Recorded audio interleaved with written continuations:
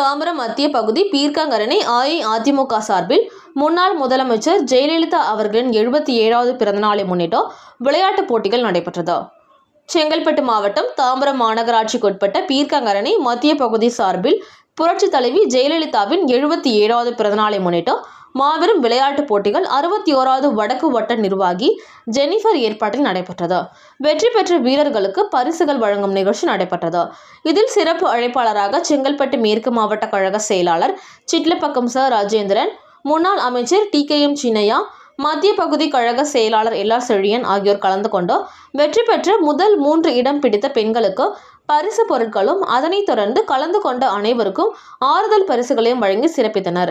சிறப்புரையாற்றி இந்த நிகழ்ச்சியில் மேற்கு பகுதி செயலாளர் கோபிநாதன், மாவட்ட கழக பொருளாளர் PK பரசுராமன், 61வது வட்ட செயலாளர் கேபிள் குணா மற்றும் அனிதா, சுஜாதா, வட்டக்கழக நிர்வாகிகள், பொதுமக்கள் அனைவரும் கலந்து கொண்டு சிறப்பித்தனர்.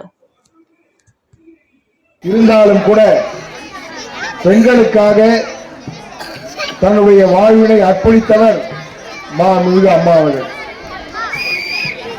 அவர் பெண்களுடைய மேம்பாட்டிற்காக, மேன்மைக்காக கொண்டு வந்த திட்டங்கள் எல்லாம் இன்றைக்கு அமலில் இருக்கிறதோ இல்லையோ, அந்த திட்டங்கள் எல்லாம் யாராலும் மறக்க முடியாதவை.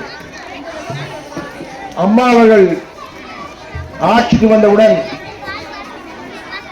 அந்த காலத்தில் எல்லாம் பெண் பிள்ளைகள் பிறந்தது என்று சொன்னால் தென் மாநிலங்களிலே ஒரு சிலர் அந்த பெண் சிசுக்களை கொள்வது வழக்கமாக இருந்தது. அதை தடுத்து நிறுத்துகின்ற வகையிலே பெண்களுக்காக தொட்டில் குழந்தைகள் திட்டத்தை கொண்டு வந்தவர் மாண்புமிகு அம்மா அவர்கள்.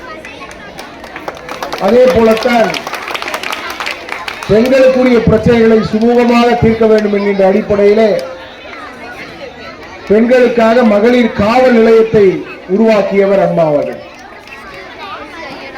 பெண்களுக்காக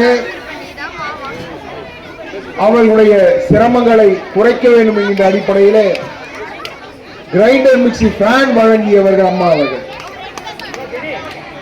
உங்களுக்கு எல்லாம் தெரியும், தங்கம் சுரங்கம் இருப்பது எங்க? கோலாறுல. கோலாறு எங்க இருக்கு? கர்நாடகா மாநிலம். அந்த கர்நாடகா மாநிலத்தில் கூட தாலிக்கு தங்கம் திட்டம் இல்லை.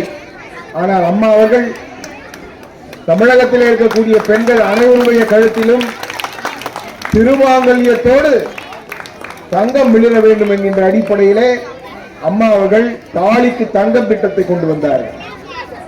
அது மட்டுமல்ல, திருமண உதவித்தொகையாக 50,000 ரூபாய் வழங்கினார். இன்றைக்கு அந்த திட்டங்களை எல்லாம் ரத்து செய்து விட்டார்கள் பாவிகள். இருந்தாலும் கூட மீண்டும் அம்மா அவர்களுடைய ஆட்சி தமிழகத்திலே வரும். ரத்து செய்யப்பட்ட அத்தனை திட்டங்களும் மீண்டும் உயிர்ப்பித்து எழும். நமது முன்னாள் முதலமைச்சர் அருமையண்ணன் எடப்பாடியார் அவர்கள் உங்களுக்கு அந்த திட்டங்களை எல்லாம் மீண்டும் வழங்குவார்கள். அதே போலத்தான் ஒரு மாத காலத்திற்கு முன்பு அருமையண்ணன் எடப்பாடியார் அவர்கள் ஒரு அறிவிப்பினை வெளியிட்டார்கள்.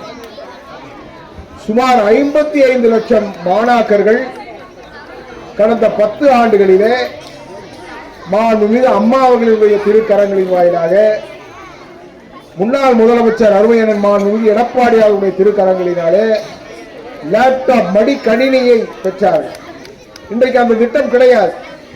நான் ஆட்சிக்கு வந்தவுடன் உரிய மாணவர்கள் அனைவருக்கும் லேப்டாப்பினை வழங்குவோம் என்று சொன்னவர் தான் அந்த எடப்பாடியார் அவர்கள். எனவே மாண்புமிகு அம்மா அவர்கள் மீண்டும் உயிர்ப்பித்து இங்கு வர முடியாது. ஆனால் அவர்கள் கொண்டு வந்த அத்தனை திட்டங்களும் உயிர்ப்பித்து மாண்புமிகு அருமையண்ணன் எடப்பாடியார் அவர்களால் மீண்டும் தமிழகத்திற்கு கொண்டு வரப்படும் என்பதை இந்த நேரத்தில் மகிழ்ச்சியோடு தெரிவித்துக் கொள்ள கடமைப்பட்டிருக்கிறேன்.